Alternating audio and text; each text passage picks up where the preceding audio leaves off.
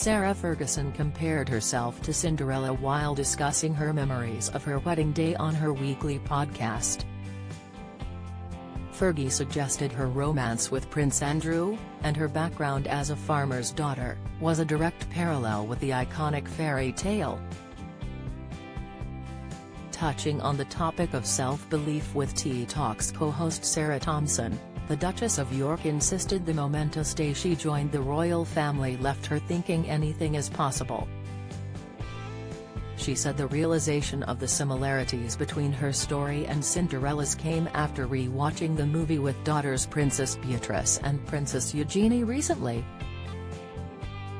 Fergie has been recovering at home in Windsor with ex-husband Andrew and their daughters' families after undergoing a mastectomy in June.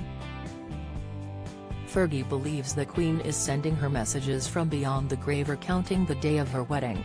Fergie said, 1986, July 23, the nation stopped and took a holiday for the farmer's daughter going up the aisle with an extraordinary tiara given by the Queen. It's an extraordinary story of Cinderella, really, isn't it? Although I wasn't milking cows, exactly, I was a farmer's daughter. My father was still farming. The Duchess paid tribute to her family's background by walking down the aisle donning a flower crown which she exchanged for the York tiara after signing the register. She described the experience as one of the greatest days of my life, as she watched hundreds line the streets and chanting "Fergie, Fergie," as she headed to Westminster Abbey. Fergie continued, I went to Westminster Abbey, and there at the end of the aisle was my handsome prince in his full naval uniform. The nation stopped. Fergie on poignant advice from Queen that she still recalls every morning. Fergie, royals fear Prince Andrew faces more bombs over Jeffrey Epstein friendship. Prince Andrew, Fergie's style evolution, from frumpy ball gowns to chic vegan leather suits. Style, Westminster Abbey was just a buzz with belief.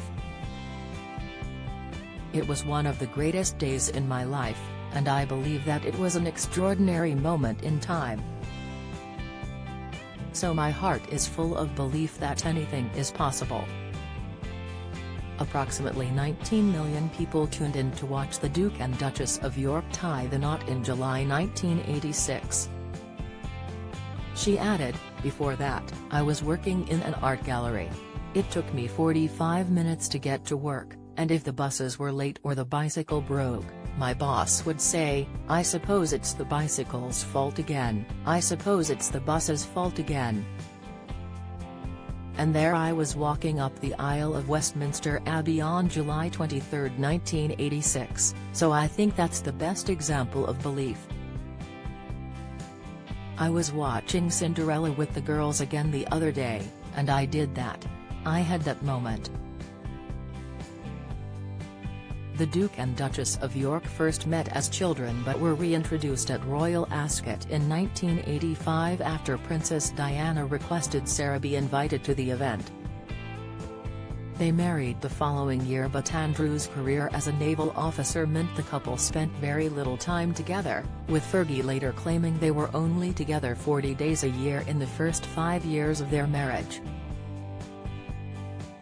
Speaking to Harper's Bazaar, she admitted to spending the majority of her first pregnancy alone and struggling with his absence and lack of support from Buckingham Palace. She said, Andrew got 10 days of shore leave, and when he left and I cried, they all said, grow up and get a grip. While Fergie and Andrew remain very close, they called it quits on their wedding after 6 years and officially divorced in 1996.